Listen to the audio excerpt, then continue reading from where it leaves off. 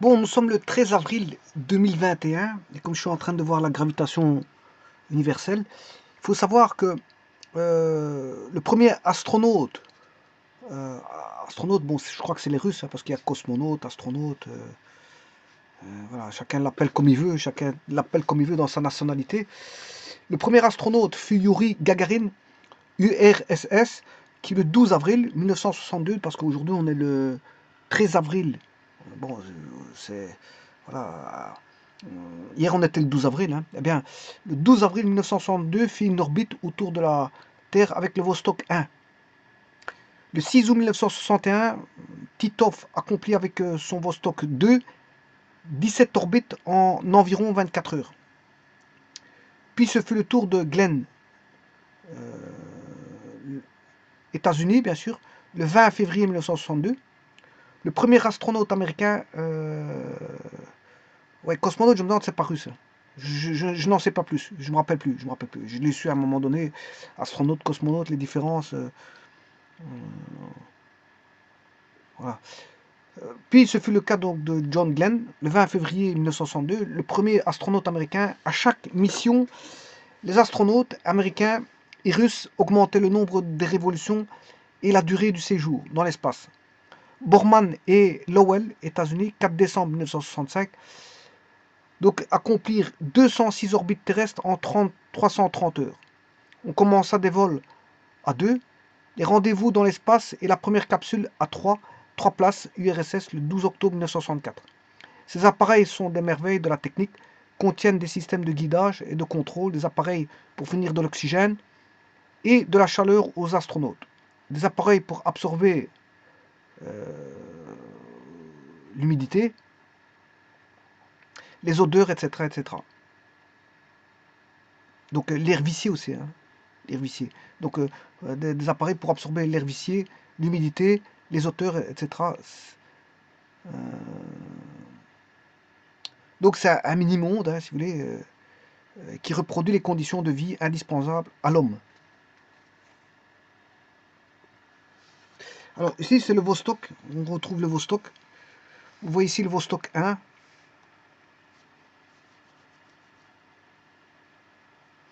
Alors là, là-bas, il y a une comparaison de la fusée Vostok par rapport à la fusée Saturne.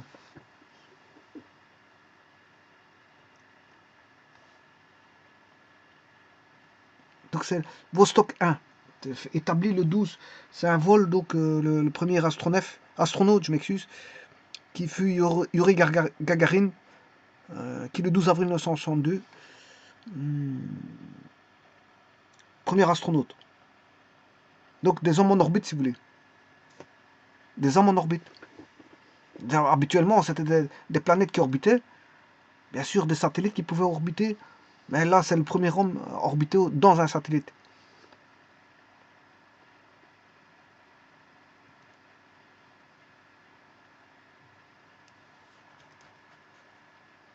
Voilà, c'est tout ça, c'est le Vostok 1. Vous voyez à gauche, Yuri Gagarin, page 1.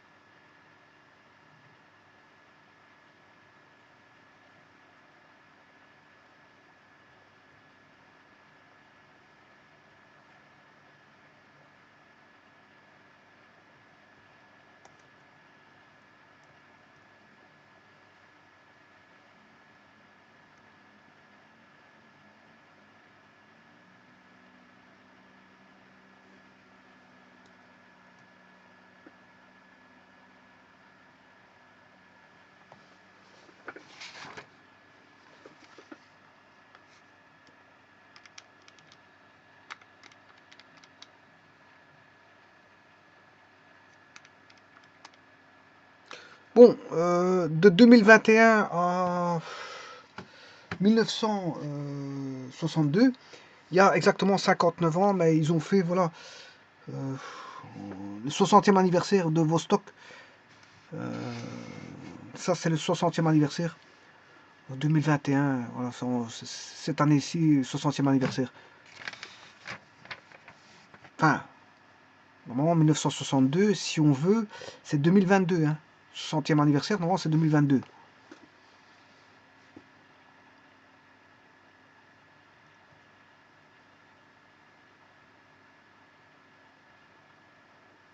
Alors ça s'écrit Boktok. Boktok, ça veut dire Vostok. Vostok. Alors B se lit V. V, c'est Vostok. Alors le C, c'est un S. On dit pas Boktok, mais on dit Vostok.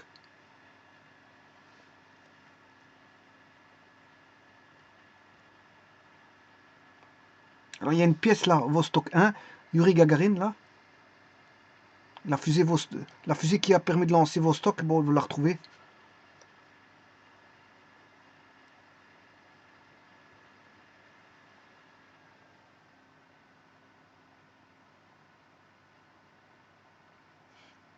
Là, on voit la capsule, hein, c'est la capsule Vostok.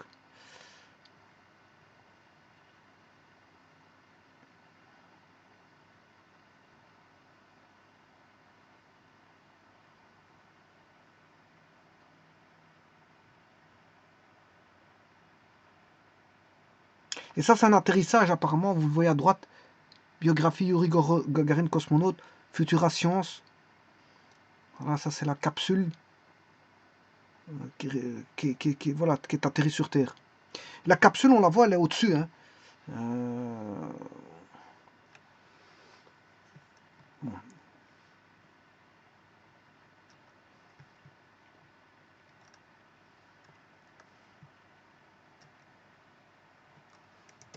Cette capsule est là. Ce que vous voyez là, c'est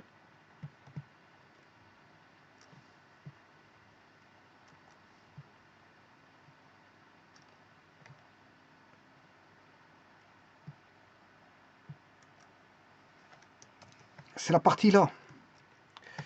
C'est la partie qui s'est détachée ici apparemment. Vous voyez, ça ressemble à ceci. Et alors, on peut le remarquer. Comment? Mais là, voilà.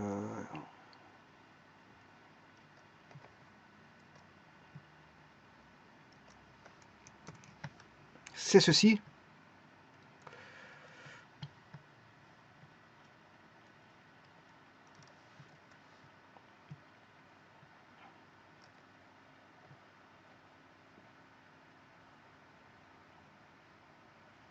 C'est quelque chose comme cela.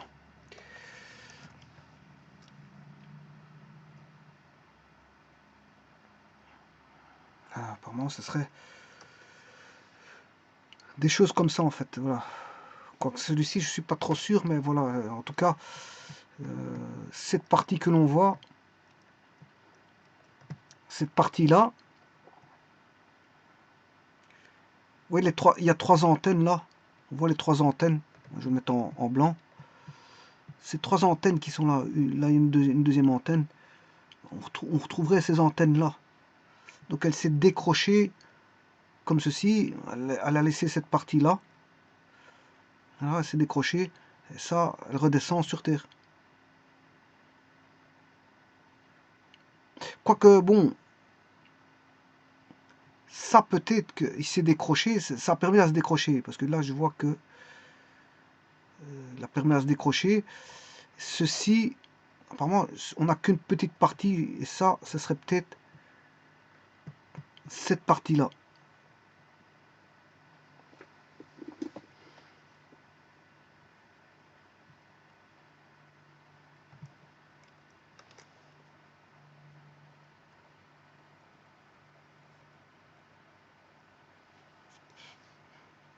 Lancé, bien sûr, avec un lanceur.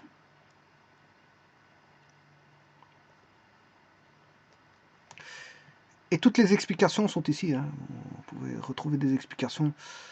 Je suppose qu'il l'a mis. Bon. Je suis pas tombé sur le bon site, malheureusement. Ouais, c'est ça. Vous avez toutes les explications ici.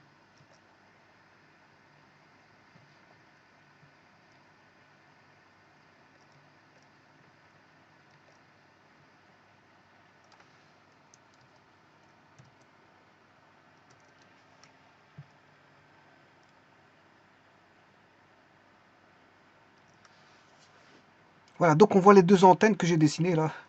En blanc, il y a bien 2 antennes. Vous avez bien vu que j'avais mis les 2 antennes qui sont là.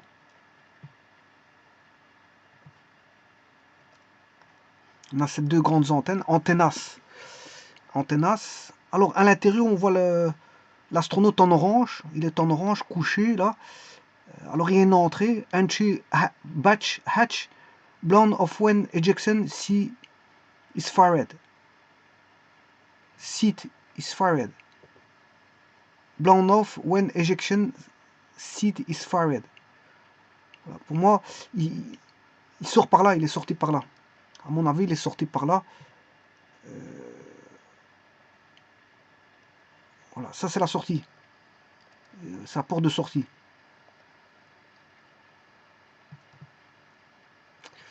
Voilà. Donc, alors il y a un système optique et un viseur.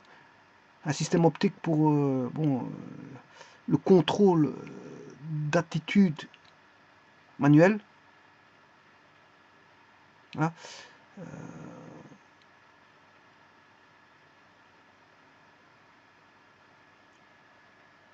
Alors là, on voit bien les boules là, vertes, où il est marqué spherical tanks. C'est pour voilà, la réserve d'oxygène et bien sûr d'azote. Bon, il est marqué for life support, c'est pour supporter la vie, bien sûr, à l'intérieur voilà, du système, mais c'est aussi pour une propulsion apparemment. Hein. Il sert aussi en tant que propulsion.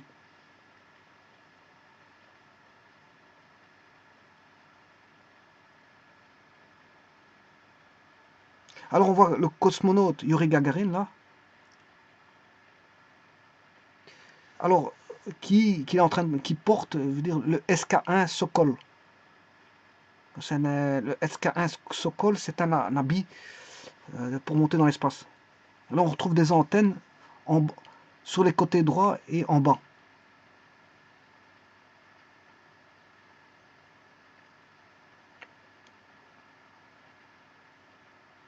Et alors, en bas, on a un rétromoteur. Un rétromoteur, bien sûr, on voit toute la...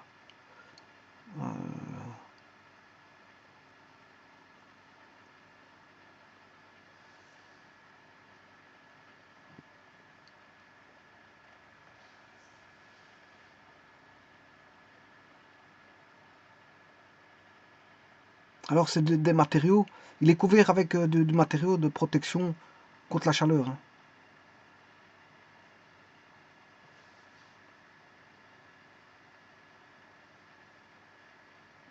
Alors, on a le module d'instrument qui est en bas. Et au-dessus, bien sûr, c'est la capsule sphérique de descente. Quand il va descendre, il va utiliser la capsule sphérique de descente. Mais en dessous, c'est voilà, le module d'instrumentation. C'est le module d'instrumentation. Faut être aussi en communication avec la personne. Hein. Bon, vous voyez qu'il a des antennes pour voilà, le capsule de descente sphérique. Il possède des antennes, mais il a aussi des antennes pour le module d'instrumentation. Hein.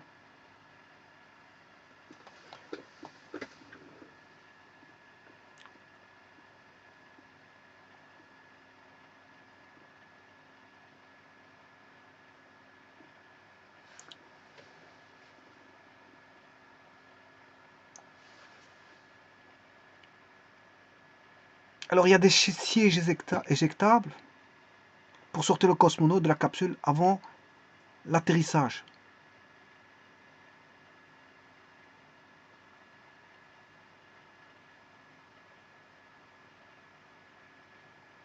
Alors il y a un viseur optique, un système optique pour voilà, la commande manuelle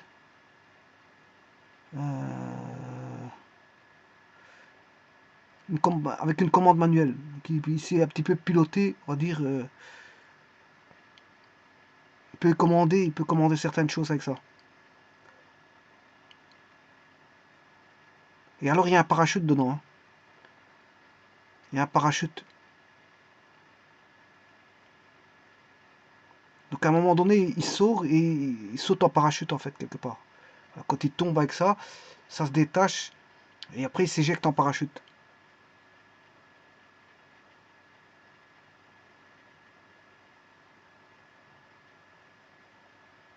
Il y a une éjection par parachute. Une éjection par parachute.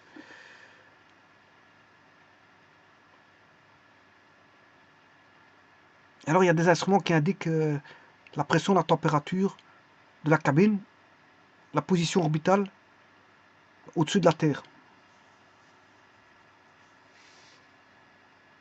Voilà, ça c'est Vostok.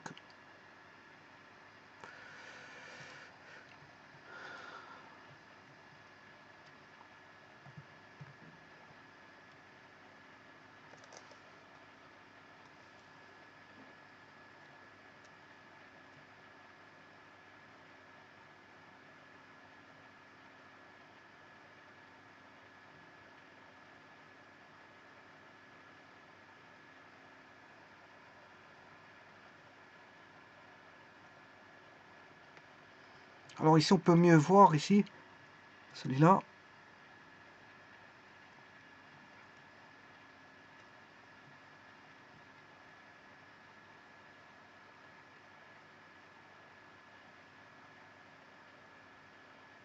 Alors ils disent que Gagarine avait 3 portes qui l'entouraient. Alors, enfin, c'était pas des portes, c'était des, on va dire des espèces voilà, de petites fenêtres. Voilà, c'est des petites fenêtres. C'est pour voir sur différents angles. Bon, c'était pour voir sur différents angles. Donc il avait 3 petites fenêtres ouvertes pour pouvoir voir ce qui s'y passait en fait. Voilà, c'est juste ça.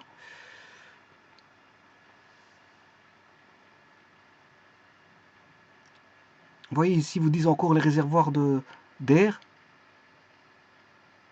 Et vous dit que le Falcon, on va dire, enfin, comment est-ce qu'on appelle ça, la combinaison spatiale qu'il portait. SK1 Sokol, Falcon. Et il y avait voilà, la porte d'entrée, voilà, entry hatch. Euh,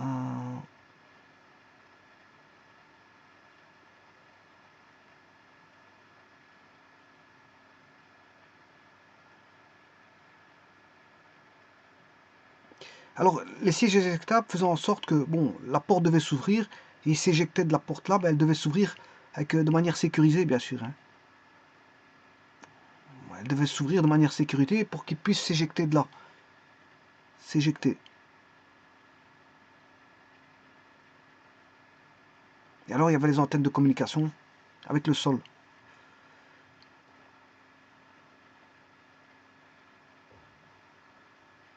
Alors là, à ce moment-là, Gagarine, via les antennes de communication, il envoyait les informations pour savoir, pour dire où il était en position, où est-ce qu'il était en position.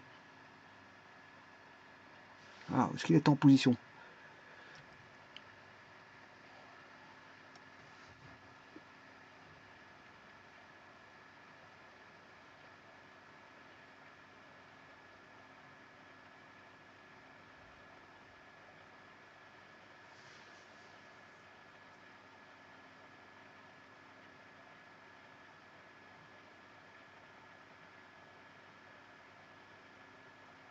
Alors là, c'était la première mission.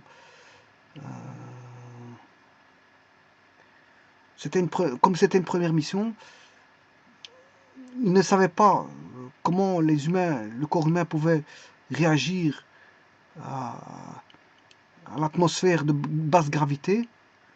Pour cette raison, Gagarine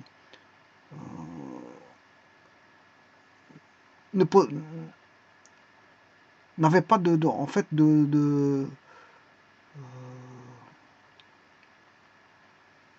ne lui avait pas donné de contrôle de commande, excepté en cas d'urgence. Donc en fait, il était télécommandé. Il était télécommandé, il était commandé en fait automatiquement, automatiquement, et en cas d'urgence, il pouvait agir sur des manettes. Mais sinon, comme on ne savait pas comment la gravité allait réagir sur lui, donc il était, on pensait peut-être qu'il allait tomber dans les pommes, voilà, peut-être qu'il allait tomber dans les pommes. Donc à ce moment-là, bon, la capsule était, on va dire, automatisé, était automatisé. Donc les commandes n'étaient là uniquement qu'en cas d'urgence. Voilà, je vous remercie.